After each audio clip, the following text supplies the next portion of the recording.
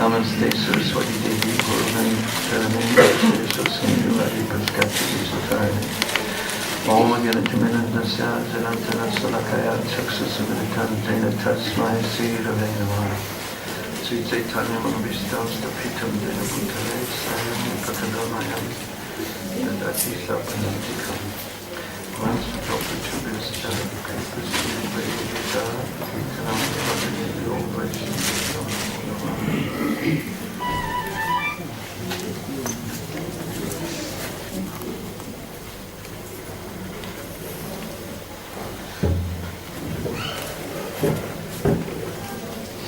Who remembers something from yesterday's class? Raise your hand if you actually remember something from yesterday's class. I didn't say beep if you remember. What is that beeping mechanism? Is that yours? Sorry. I didn't know how to beep like that. What is that? I don't know what the beep must be saying that it has low battery. Okay.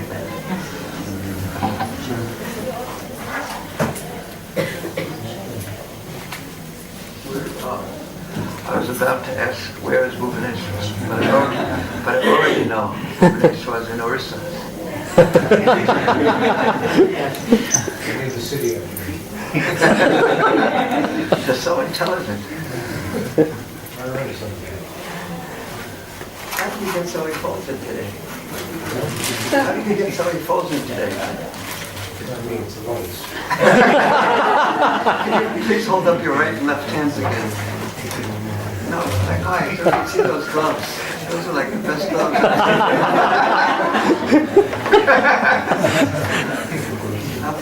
What kind of socks are they? Bear socks or something. Bear socks. Yes. Who remembers something from yesterday's class? Yeah? Yeah?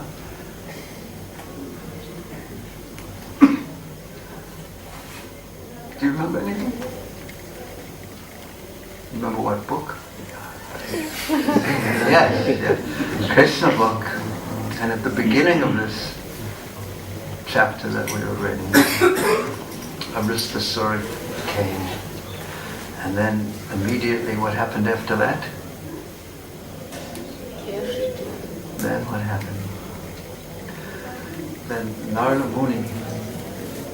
Muni came. Sorry, I don't know how to stop it. Take out the battery. That's what I would suggest. Huh? That we won't suggest. But if it's going to be beeping like that, I'll make beeping jokes the whole time. But yes, so amazingly, Narada Muni, wishing to speed up the death of Kamsa, and knowing that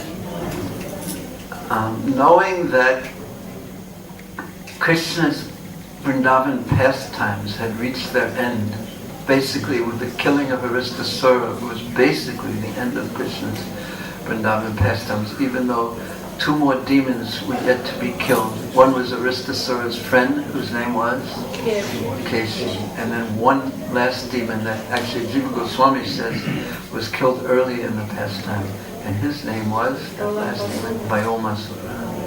Yes.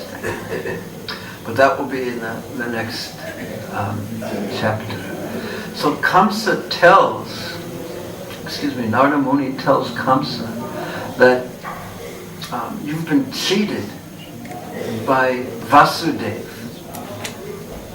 And actually that daughter who you tried to kill at her birth, who flew up into the sky and chastised you, and who had said that the child who is going to kill you has taken birth elsewhere, that daughter was born of Yashoda. And Vasudeva, cheating you, had switched that son of his who was meant to kill you, whose name is Krishna, with that daughter, and that daughter was actually the daughter of Yashoda Maya. And when Kamsa heard this, he became furious and he pulled out his sword to kill Vasudeva, even though Vasudeva was not present.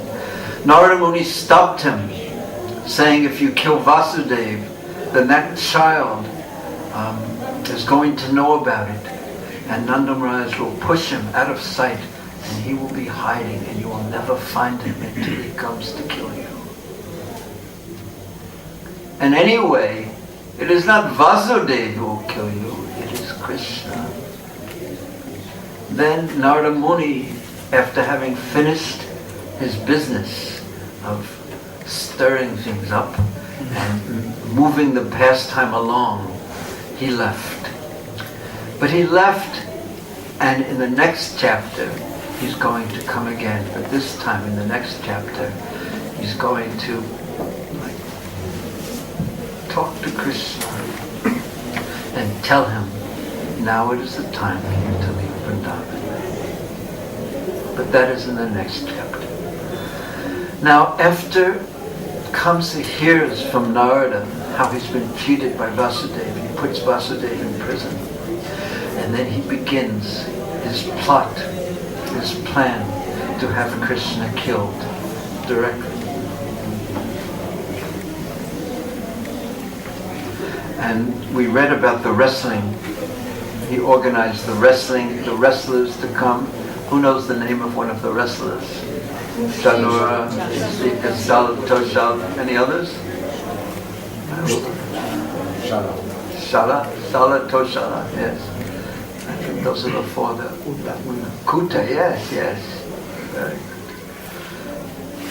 So, and then the elephant was going to be outside, whose name is Kuvalayapita, and the actual fight between Krishna and the elephant is very wonderful, because Krishna is such a young boy, and there's a great gate into the wrestling arena in Mathura, and the elephant is just at the gate where Krishna would have to enter, and the Mahut has an ankush, means the goad, and he's taking the pointed spear part of the goad, and he's poking it into the elephant, because the elephant, his skin is so thick, so when the elephant is stuck by that ankush, he becomes very angry also, and then he's going to direct his anger against Krishna, and Krishna immediately asks him to move out of the way, and the elephant, and the Mahut, they won't let the elephant move, and Krishna says, if you do not move out of the way, you're going to be killed. And then the elephant tries to grab Krishna with his trunk, and Krishna very dexterously, very, how to say it, the elephant thought, I read this in the words of Srila Jiva Goswami recently, that when the elephant was fighting with Krishna, and the elephant was trying to step on Krishna, grab him with his trunk, and what does the elephant do? He grabs something with the trunk, and throws him to the ground and steps on him. So he was trying to do that with Krishna. Then Krishna was moving this way and that way, and moving out of the way, very, very gracefully. And Srila Jiva Goswami describes the elephant, his thought, while he's fighting with Krishna. He says that Krishna, this boy, he moves like a dancer, but kills like a lion. His movements are so graceful. And he's there, and then he's moving very gracefully to the side, and the elephant tries to step on him, and Krishna goes between the legs of the elephant, and the elephant can't see, and he puts his trunk back to catch Krishna in his powerful trunk, because the elephant is known as what? What is in Hindi or Sanskrit? Handi, or that's Bengali. Handi. Hasti or something. So how do you say hand? So it's the same word, because the elephant's trunk is like his hand. Yes? Yes, I told you. So it's another hand. So he's named after that trunk.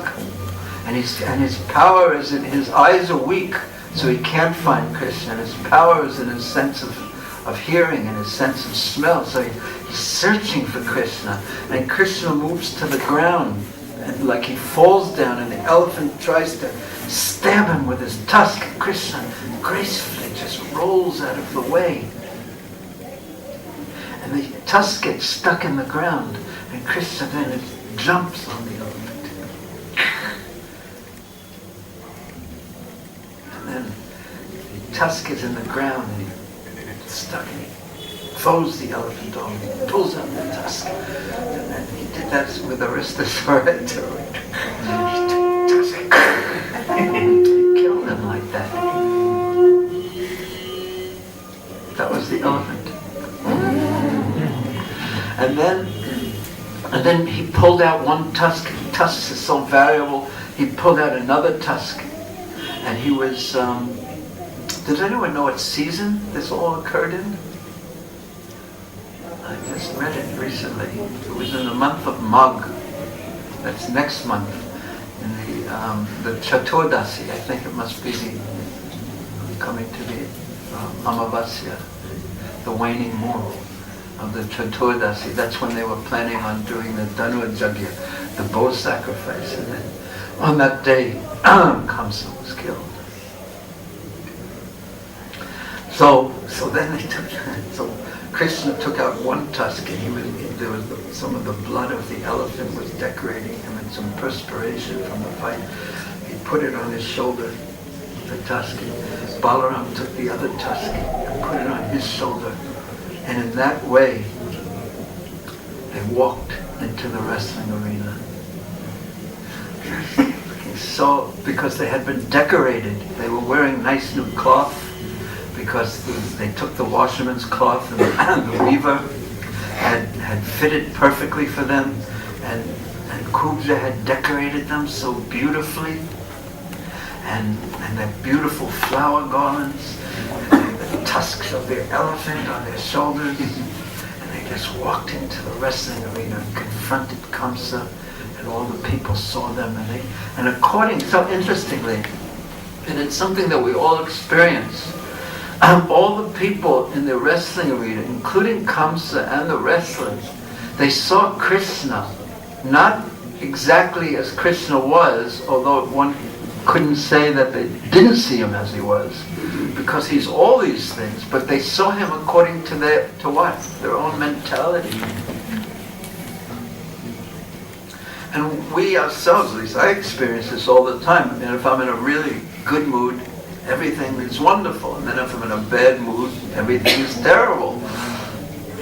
The same things, the same occurrence, but according to my consciousness, I see one way or another. I can see the opposite one moment and completely the opposite the next moment, the same thing. So that we see according to our consciousness, not according to our eyes exactly. So one wrestler, the wrestlers saw Krishna as like a thunderbolt, so powerful. Kamsa saw him as death personified. The king saw him as the greatest king. The women there saw him as the most beautiful lover. The cowherd boys saw Krishna as a friend. So according to our consciousness, we perceive Krishna, but we perceive reality according to our consciousness. So therefore, if we actually want to see Krishna, we have to have a very special consciousness to actually perceive Krishna as he is. A very refined, very subtle spiritual consciousness. And the processes that we follow and the restrictions that we follow, don't do this and do this, they're all meant to purify our consciousness, to have a subtle consciousness in goodness with bhakti. Goodness is the stepping off or the jumping off platform, the spiritual life. And the first question I ever asked Srila Prabhupada was at 26 2nd Avenue. And Prabhupada had given a Sunday feast lecture. And he was speaking about Prahlad Maharaj. And he said that Prahlad Maharaj was in the mode of goodness. A devotee, Prahlad Maharaj was in the mode of goodness.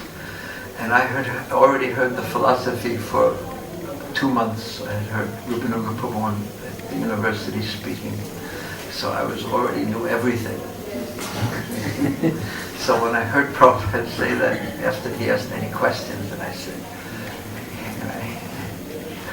said, you said that devotees or Prahlad Maharaj was in the mode of goodness. I thought devotees are transcendental to the mode of goodness. Now, I didn't know what the mode of goodness was, really. I didn't know what transcendental meant, really. Huh? I didn't know what good was at all. Definitely had no idea. But I asked that question out of my theoretical arrogance. What does arrogance mean? Self-consciousness. Yes, that. Pride. Yeah, unreasonably so, yes, in the word arrogance. And then so Prabhupada answered, yes, devotees are transcendental, but generally they act in the mode of goodness. They're not limited by the mode of goodness, but we tried to cultivate the mode of goodness. This is the basic teaching of the 17th chapter of the Bhagavad Gita. The basic lifestyle of the devotees is sattva guna. And trying to avoid which other modes of nature? So it's actually a very important point. So, because from sattva guna, when the consciousness is purified and subtle and not controlled by all the symptoms of passion and the symptoms of ignorance and being so pushed around by the anger and by the desires, and I want this and I don't want that. Just our consciousness gets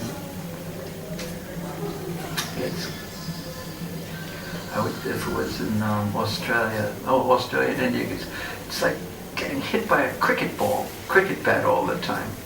Just getting knocked here and knocked there and knocked there.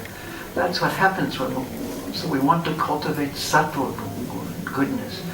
And then, when there's bhakti, then one can see Krishna. And then when there's prema bhakti, premanjana charita bhakti vilochanena shanta sadaiva vidayeshu valokayanti, then Prabhupada once called prema the magic wand that allows one, a magic wand can change everything.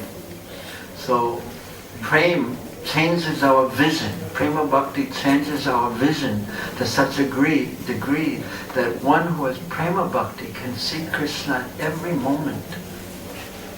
Every moment.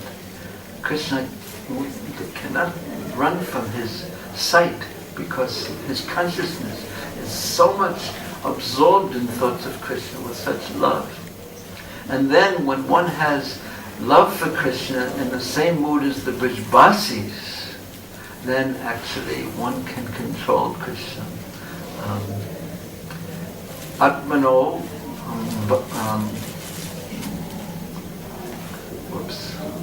that's the first word of the, that one actually, Vrityavatsita, Atmano Vrityavatsita.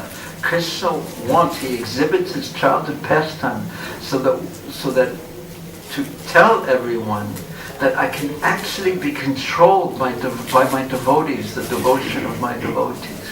But it has to be real devotion, which is, as we say, the primary thing is the consciousness has to come to sattva, and then that devotion can grow so much easier because one has detachment and one's consciousness is clear. So Krishna walked into the wrestling arena with Balaram, and Kamsa saw him as death. And it was accurate. What's the Bhagavad Gita verse? Yes, Mrityam Sama Araschaham. For the materialist, even though the materialist turns his back on Krishna, he must see Krishna, but in the form of death. Unstoppable.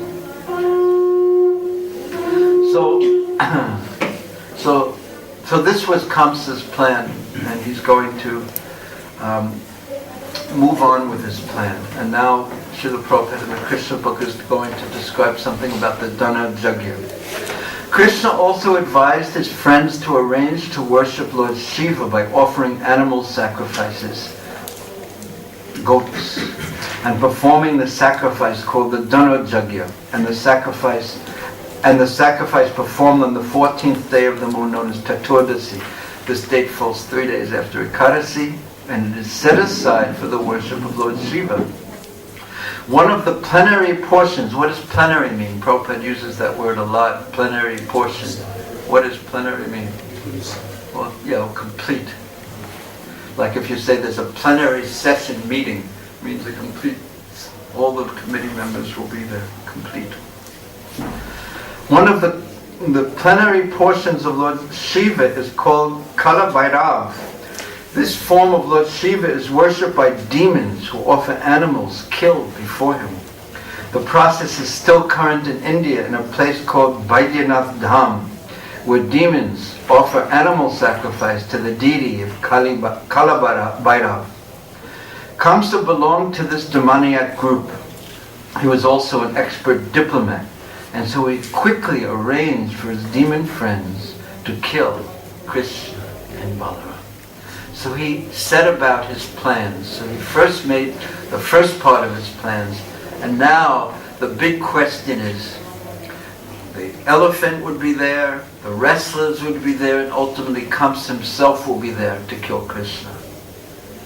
But then the main question is how to get Krishna to come from Vrindavan, from Braja, from Srivrindavan Dham to Mathura. And for this, he called for Akrura. He then called for Akrura, one of the descendants of the family of Yadu, in which Krishna was born as the son of Vasudeva. And when Akrura came to see Kamsa, Kamsa very politely shook hands with him, and he said, now remember that Kamsa is planning to kill Krishna. And he's making one plan after the next. His heart is filled with hate, it's filled with fear, and and violence. He's trying to kill this most beautiful boy, Krishna, but yet he calls for Akrura, who is a descendant of the Yadu dynasty, a relative of Krishna, and actually a devotee of Krishna. Kamsa has driven from Mathura almost all the members of the Yadu dynasty. They're living in caves and forests out of fear of Kamsa, because Kamsa has stolen away the kingdom. He has thrown his father, Ugrasena, in jail, and he was eating people even. He was really demonic. But yet, he called for Akrura. So a few questions will come up. And he was very, very sweet and very, very polite to Akrura. He held him by his hand, and he shook hands with him and said, my dear Akrura, actually, I have no better friend than you in the Bhoja dynasty, the Bhoja and Yadu dynasties. You are the most munificent person. What does munificent mean? Charitable, generous. You are so generous. I have no better friend than you. And because you are so generous, and because you are my friend, I'm going to beg from you something in charity. And because you are so good-hearted, you please give this to me.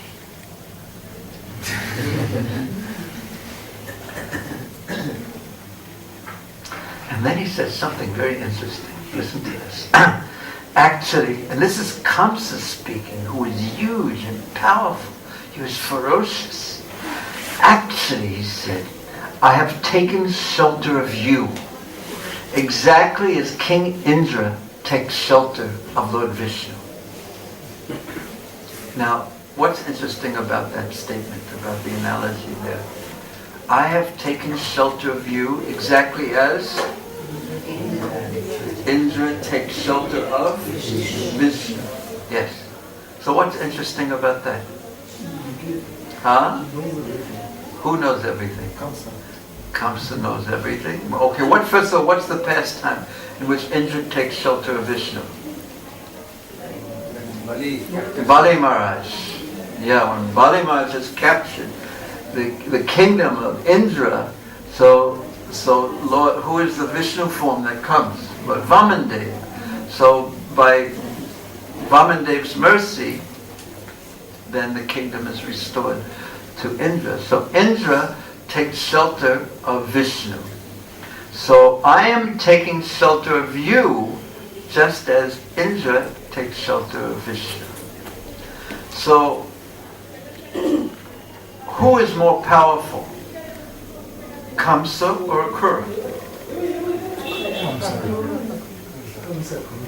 But who's actually more powerful? I mean, of course, he's a devotee. Akrura is a devotee. But in great strength, one is the king and one is one of the last remaining members of the Yadu dynasty there, because Kamsa's killed and driven away everyone else. Who is the powerful one? It's Kamsa. So in the example, Kamsa says, I am taking shelter of you. The powerful one is taking shelter of a lesser one, just like the powerful one, Indra, is taking shelter of Vishnu, less powerful. So he's insulting Lord Vishnu like that too, in the midst of this. Very consciously, because he has such hatred of Vishnu. He's demonic.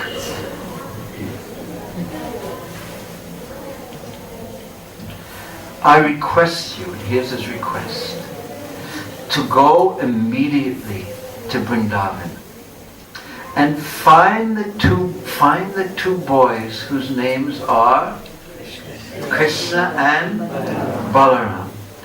They are the sons of Nanda Maharaj. Take this nice chariot, and he points to a beautiful new chariot, especially prepared for the boys, and bring them here immediately. That is my request to you. Now, there's a beautiful new chariot, and Kamsa is thinking that these forest boys, Krishna and Balaram, when they see this new chariot, they're not going to be able to resist getting in it. Just like if someone would come to take you in a new Mercedes or something, oh yes, this is wonderful. Finally they realize. But when there's a fancy vehicle, there's more of a tendency to want to go in it. So this is what Kamsa is thinking. I will lure them to come into the chariot and then bring them to Mathura, which is what I want. And then my plan to kill them will unfold. Akrura was very intelligent. And he was a devotee, a great devotee. He was a follower of the Vedic principles, and he performed his activities without any attachment. He was very pure. So many questions come up, but they get more complicated when we hear the next part of what's written. But first, about the chariot, well, Kamsa was thinking like that I'll lure them with this wonderful chariot. Did you ever go into a very fancy chariot? Fancy car? Would you like to be in a fancy car? It's just natural. But while Kura was thinking just the opposite, he was thinking that I'm so glad that Kamsa is sending a new chariot, because I wouldn't want to bring Krishna and Balaram on something that has been used by Kamsa, by his remnants. I wouldn't want to let Krishna and Balaram offer that to Krishna and Balaram. So he was so happy about this. Now why? He's going to accept this. He's going to accept this plan of Kamsa's. And Kamsa's even going, amazingly enough, going to reveal to Akrura exactly what his plan is, to kill Krishna and Balaram. We'll read that next. But why is it that Akrura is going to accept such a terrible part of this plan? He's going to bring them, and to a place that's a situation that's so dangerous for them, where the powerful Kamsa is going to kill him. So, in one sense, we don't expect Akrura to go through with this. Maybe he would say yes because he's afraid of his life, but one could think that he would go in the exact opposite direction and hide in the forest or something. But why does he go? Why does he actually go? That's one reason, yeah. He wants to see Krishna. And his journey to Vrindavan to see Krishna is the ideal journey to Vrindavan. Because at every moment he's meditating on Krishna. Oh, when I see Krishna, he's going to be doing this, he's going to be doing that. His form is so beautiful. I'll be able to see Krishna like this. How fortunate as I am. And even though I'm going there as a messenger of Kamsa, Krishna will know the actual intention in my heart. I'm his devotee in the heart of my hearts. I want to please him, even though this and even... But constantly, continuously, he's thinking of Krishna. He's fully absorbed in favorable thoughts of Krishna. The ideal journey to Vrindavan. And then finally, when he sees the footprints of Krishna in the dust of Vrindavan, he rolls in the dust of Vrindavan in ecstasy. This is the ideal journey. And actually Prabhupada will say that when coming to Vrindavan, one should actually do this. But not only just roll in the dust, but be constantly absorbed in thoughts of Krishna. How beautiful Krishna is, how beautiful Balaram is, how beautiful Radharshama Sundar is, how sweet the room of Srila Prabhupada is, how it is like being in the house of our grandfather. It's just well protected and everything is so nice. Such happiness comes when we come into the temple to see the deities. So that's one reason why he agreed. He wanted to see Krishna, but that's not enough, it seems to me, because that's what he wants. But still, he's going to bring Krishna and Balaram, and Kamsa is going to try and kill them. And he's powerful. So another reason is, and we'll hear this, because Kamsa is so diplomatic. Oh, my dear Akrura, I have no better friend in the world than you. I am taking shelter of you. You are so open-hearted. You will award me my desire. Now just please bring these two boys here to Mathura. Because you send a friend, a relative. He's a senior relative in the family of the Yadus. He's the uncle of Krishna and Balaram. And Krura also is very diplomatic. He's going to place some honey on his tongue as well, and he's going to speak so sweetly to Kamsa, but inside he's arranging very consciously for Kamsa's death. Kamsa has his plan, and Krishna has his plan, and Akrura knows that he's going to be an instrument of Krishna's plan. And rather than Krishna being killed, it is Kamsa who's going to be killed by Krishna. And if he had one trace of doubt in this, because he knew Krishna was the Supreme Lord, but if he had any doubt in this, and he knew about the prophecy that the 8th son of Vasudeva, Devaki, would kill Krishna, and he knew that Krishna was that son.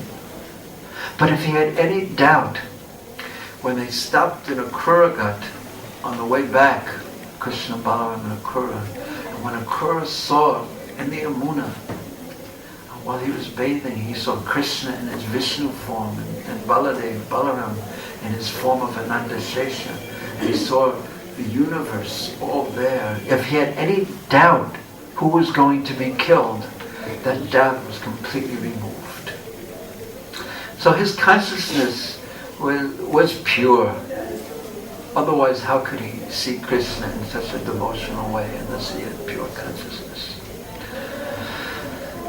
So this was the plan of Kamsa. But now another question comes, and that question comes up after, and I've asked this question, and today I think I got the answer to it finally. I've been wondering about this for years and years and years. Now, Akrura's responses to Kamsa are somewhat understandable, but what does Kamsa now say to Akrura? This is my request to you, bring the boys here. Now, my plan is to kill these 2 boys. As soon as they come in the gate, there will be a giant elephant named Kuvalayapita waiting, and possibly the elephant will be able to kill them. But if somehow or another they escape, they will next meet the wrestlers and will be killed by them. That is my plan. And after killing these 2 boys, I shall kill Vasudeva, and I shall kill Nanda, who are supporters of the Vrishni and Bhoja dynasty. I shall also kill my father, Ugrasena, and his brother Devaka, because they are actually my enemies, and they are hindrances to my diplomacy and my politics. Thus, I shall get rid of all my enemies. He's telling him everything. Just, sometimes we talk to our devotee friends and we say, Prabhu, I want to reveal my heart to you. Now Kamsa, look what's in his heart.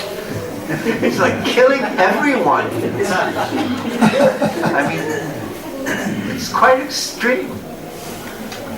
And usually this is not considered good politics either, to tell other people your plans in this, especially if they're so extreme as this. And it continues. Jarasandha is my father-in-law, a diplomatic marriage to get the allies. This is also done very much during the Mughal times and the Aurangzeb and Akbar. They would marry all the Hindu princesses and make alliances with all the Rajputs in this way. And this way they would make their kingdom really strong. So Kamsa had done that too, and Jarasandha was so powerful, and he was demonic. So he made an alliance with Jarasandha by marrying the two daughters of Jarasandha, whose names were Asti and Prapti. Yes. Jarasandha is my father-in-law, so I would get rid of all my enemies, and Jarasandha is my father-in-law. And I have a great monkey friend named Vidvid, who, interestingly enough, fought on the side of Ram in the Ramayana. He was ancient, but he was a devotee. But through bad association, he became demonic. There's perhaps a lesson we might learn from that. Keep in good association. And he continues, so I have my friends, my allies, and with their help, it will be easy to kill all the kings on the surface of the earth who support the demigods. This is my plan. And those kings that he was planning to kill was also the Kurus. Srila Jiva Goswami says, the Pandavas. He wanted to take over. In this way, I shall be free from all opposition. This is every conditioned soul's plan. I mean, maybe not as extreme as this, but it's very similar in one way or another. I want to remove any obstacle that's in my way. I want to bring closer to me everything that will help me achieve my plans, and I'll be free from all opposition, and it will be very pleasant to rule the world without any obstruction, no obstacles. And here's more. You may know that Sambara, Narakasura, Banasura are my intimate friends, and when I begin this war against the kings who support the demigods, they will help me considerably. This is the demonic concept of friendship. He who will support me in my plans. And the demonic concept of enemies is anyone who gets in the way of me fulfilling my desires. They are my enemy, and I will kill them. This is straight out of the 16th chapter of the Bhagavad Gita. And he, Kamsa, was a demon. Surely I shall be rid of my enemies with a plan like this. But the first part of my plan is that I have to rid the world of Krishna and Balaram. So please, go immediately to Vrindavan and encourage the boys to come here to see the beauty of Mathura and take pleasure in the wrestling competition. We're having a big festival, a Dhanurajagya, and they will be able to see the opulence, Aishwarya of the city of Mathura, with its wonderful gates and its decorations, and the bands will be playing, and there'll be as much ghee and everything as anyone can want. Bring Nanda Maharaj there. He even said, bring Nanda, bring everyone for this wonderful festival. So there's one more paragraph, which is Akrura's reply, but we'll save that for tomorrow. But what is the question? Why in the world would he tell Akrura this? All these terrible plans. He knows that Akrura is a Yadu, also a member of the Yadu dynasty. What is the answer to that? Do you know? Do you know? He was feeling that he was a friend also. He was feeling he was a friend, that's true. But he actually, I trust you completely because of Akrura's expert in diplomacy. Well, Akrura was actually trying to have him killed. Notice that Narada Muni spoke so sweetly, acted as a friend to Kamsa, but was trying to have him killed. And Akrura was speaking so nicely, he will speak nicely, and he's trying to have him killed. This is what happens when you have a big position like that. Everyone speaks very sweetly to you, like that, and everyone's trying to remove you. And therefore, these intelligent kings, they knew this, and therefore they couldn't trust anyone. And there's a niti that says, the two people that you have to be most careful about in your kingdom, and that you have to trust the most, are your cook and your barber. Because when the barber is saving you, he can slit your throat. And when the cook is cooking for you, he can poison you. So what a life these impious rulers have. They don't have, like Bali Maharaj knew this. He had the piety by the mercy of Sukracharya to gain the kingdom, but he knew he didn't have the piety to maintain it. You need so much sattva, punya, to maintain what you have. So therefore, Bali Maharaj had to perform continuous yajnas to maintain the kingdom, and the only way to get him out was by a plan. When he would offend his spiritual master, he would be cursed. So all these impious rulers, today as in the past, they're always so fearful because everyone in front of them is smiling so sweetly and saying, yes, Maharaj, yes, Maharaj, you are the greatest, you are this. But everyone is envious. This is Kali Yuga. Someone's calling to say that it's time for the end of class. So that question, but that's not the only answer. There is also a wonderful answer that I read today, and I will tell you tomorrow, Krishna willing, of why he spoke like this so directly. Are you surprised that he spoke so directly with his plan? Yes. Yeah, are you surprised? Yes. Okay. Kali, Hare Krishna. Srimad Bhagavatam ki jai, Sri Krishna ki